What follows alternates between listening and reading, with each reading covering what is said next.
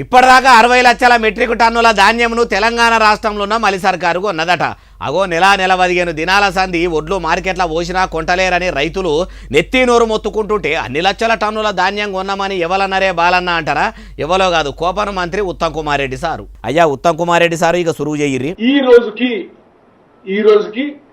60 లక్షల మెట్రిక్ టన్నులు ఈ యాసంగి పంటలో కొనుగోలు చేసినాము. మొత్తం ఈ యాసంగి పంటలో 75 లక్షల మెట్రిక్ టన్నులు కొనుగోలు చేయబోతున్నాము.